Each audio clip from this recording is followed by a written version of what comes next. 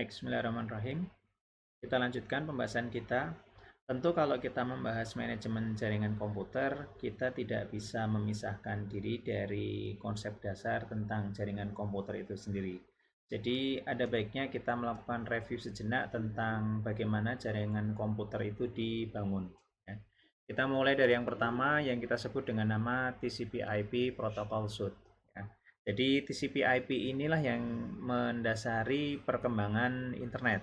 Jadi boleh dibilang atau boleh kemudian kita katakan yang namanya internet itu dibangun berbasis pada protokol TCP/IP ya, atau kepanjangannya adalah Transmission Control Protocol Internet Protocol. Nah, model TCP/IP ini memuat 4 layer besar gitu ya. Yang pertama yang kita sebut dengan nama network access, dia yang ada di paling bawah. Di atasnya adalah internet, di atasnya adalah transport, dan di paling atas sendiri adalah applications. Network access bertanggung jawab untuk mengendalikan bagaimana hardware device dan kemudian media yang kita pergunakan untuk mentransmisikan data gitu ya. Jadi ada beragam medium seperti kabel, seperti fiber optik, seperti wireless, ataupun kemudian medium-medium yang lain yang dipergunakan untuk transmisi. Nah, di atasnya barulah kemudian kita berbicara bagaimana logic internet itu berjalan, bagaimana logic internet itu dibangun. Jadi di sini layer internet bertanggung jawab untuk membuat yang namanya path, membuat yang namanya rute. Bagaimana rute itu berjalan dari satu titik ke titik yang lain. Ya, jadi semisal ketika kita mau mengirimkan surat dari kota Yogyakarta, semisal ke kota Tokyo gitu ya, maka path yang harus ditempuh oleh surat tersebut, semisal dari Yogyakarta ke Jakarta, Jakarta kemudian ke bandara di Jepang sana, kemudian dari bandara Jepang dikirimkan ke kantor pos besar Tokyo sampai ke rumah yang atau alamat yang kemudian dituju. Nah, kira-kira internet juga melakukan hal yang sama. Jadi kita bisa mengatakan secara sederhana yang namanya internet itu mirip tukang pos mendeliver suratnya gitu ya. Dimana tukang pos yang ada di sini di lokal kita itu tidak tahu cara mendelivery surat sampai ke Tokyo sana gitu ya.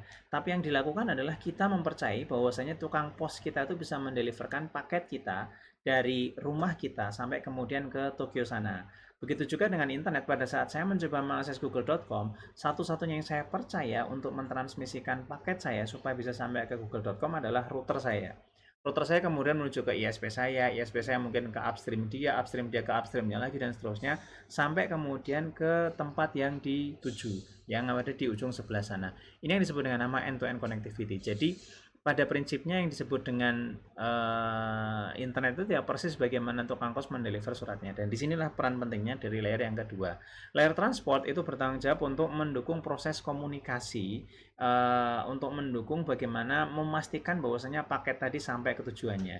Jadi ibaratnya itu kira-kira gini, ketika Anda mengirimkan surat sampai kemudian ke Tokyo tadi, maka kemudian Anda telepon ke kawan Anda yang ada di Tokyo dan kemudian bertanya apakah surat atau paketnya sudah sampai atau belum. Kalau surat atau paketnya sudah sampai, maka berarti proses delivery paket itu sudah berjalan dengan sempurna. Begitu juga dengan proses berinternet pun dia akan memanfaatkan yang sama. Layer terakhir adalah applications. Application ini bertanggung jawab untuk merepresentasikan bagaimana data itu ditampilkan ke sisi user. Bagaimana kita mengirimkan email, bagaimana kita membuka website itu. Ada protokol-protokol, ada seperti misal HTML yang kita pergunakan sebagai bahasa, ada protokol HTTP, ada protokol TCP dan lain sebagainya yang bertanggung jawab untuk mentransmisikan. Jadi paket ini ketika misal Anda mengirimkan surat tadi, ya surat itu akan dibaca oleh orang yang bersangkutan. Ketika Anda mengirimkan paket berupa barang, ya katakanlah misal Anda belanja online gitu ya, belanja lampu gitu ya. Maka lampu itu tidak bisa Anda interpretasikan sampai kemudian dia dipasang di fittingnya. Fittingnya yang kemudian Anda bisa menyalakan, mematikan lampu. Kira-kira application juga fungsinya seperti itu. Nah, sebelum TCP/IP ini dibangun, sebenarnya protokol itu diawali dengan model referensi OSI yang ada 7. Ya. Jadi model referensi OSI ini dipakai untuk memudahkan penjelasan bagaimana sih sebenarnya proses proses komunikasi data itu berjalan. Ya, jadi mirip seperti TCP/IP, cuman dia lebih detail, ada 7 gitu ya. Dimulai dari yang pertama yang kita sebut dengan nama layer fisik gitu ya. Jadi layer fisik ini bertanggung jawab sepenuhnya untuk kemudian kita di sini ada semisal wired ya, seperti semisal menggunakan copper, menggunakan tembaga, atau kemudian kita menggunakan wireless ya. Jadi kita menggunakan radio. Jadi di sini ada radio yang kemudian kita pakai untuk mengirimkan, atau kita bisa saja menggunakan fiber optik untuk kemudian mengirimkan sinyal-sinyal dalam bentuk cahaya. Nah, kemudian di data link ini menghubungkan antara layer fisik berupa kabel dan kawan-kawan tadi ke layer yang nanti yang ada di atas yang berupa layer logic. Jadi di sini itu biasanya ada kaitannya dengan masalah bagaimana saya membridging antara bridge physical, ya, bagaimana saya menghubungkan physical dengan logical. Ya, logical itu nanti posisinya ada di atas yang berupa network. Ya, ini kalau dalam TCP/IP padanannya di sini adalah apa namanya, network access. Nah, kalau ini di atasnya network itu padanannya kalau di TCP/IP adalah internet. Ya. Di sini protokol tadi seperti tukang pos itu berjalan. Nah, transport itu adalah mekanisme dia untuk tadi meyakinkan bahwasanya paketnya sudah sampai atau belum. Kemudian tiga ini, ya, ini kalau di TCP/IP adalah applications. Dia bertanggung jawab tadi melakukan proses encoding, decoding, bagaimana proses komunikasi itu berjalan.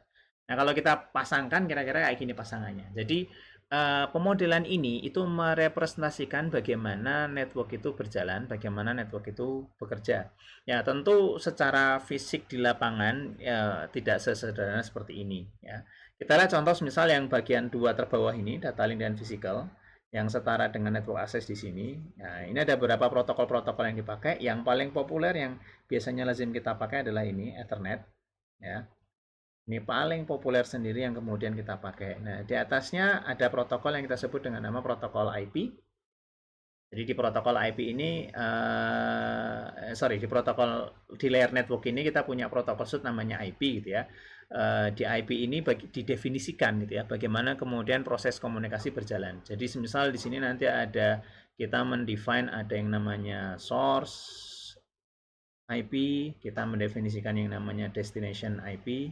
Ya, jadi kalau dalam paket Anda mengirimkan paket itu berarti alamat pengirim dan kemudian alamat menerima, ya.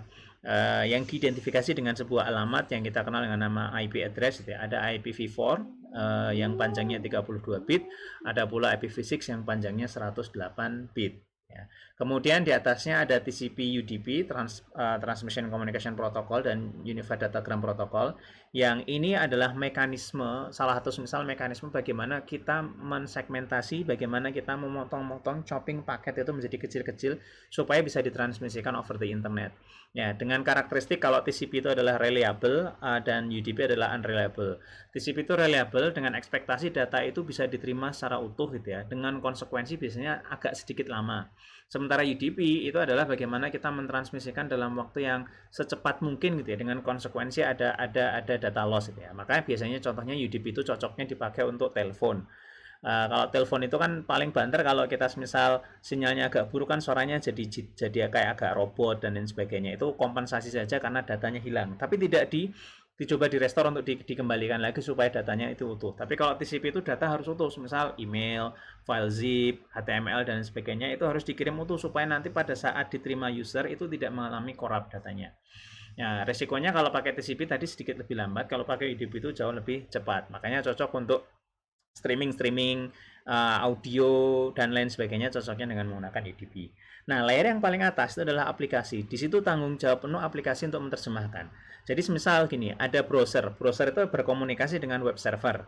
Ada FTP server, dia akan berkomunikasi dengan FTP client.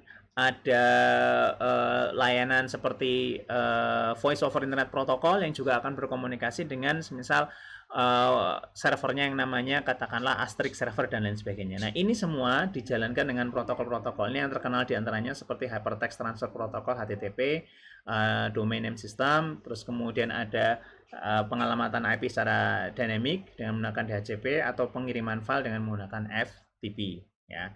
Jadi kalau kita lihat kira-kira ini proses alokasinya seperti ini, data link, network layer, transport, applications. Jadi masing-masing layer. Kenapa proses transmisi itu harus dibuat dalam bentuk layering? Karena layering ini yang paling mudah untuk kemudian kita bisa menceritakan masing-masing itu punya tugas apa.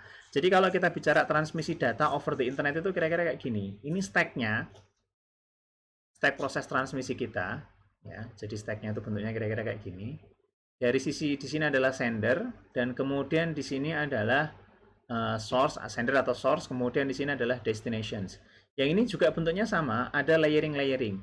Nah, masing-masing layer ini berkomunikasi dengan layer yang bersesuaian.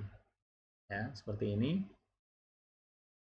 Masing-masing layer berkomunikasi yang bersesuaian. Jadi fisik ya dengan fisik, data link dengan data link, network dengan network, terus kemudian transport dengan transport, session dengan sessions, presentation dengan presentation, application dengan applications. Atau kalau dalam TCP/IP berarti di sini aplikasi. Semisal source-nya ini adalah browser, maka browser ini berkomunikasi dengan yang namanya web server. Nah, terus kemudian di sini ada portnya, katakanlah portnya yang dibuka nomor 443, maka di sini juga harus dibuka nomor 443. Demikian seterusnya proses komunikasi dengan menggunakan pemodelan seperti ini.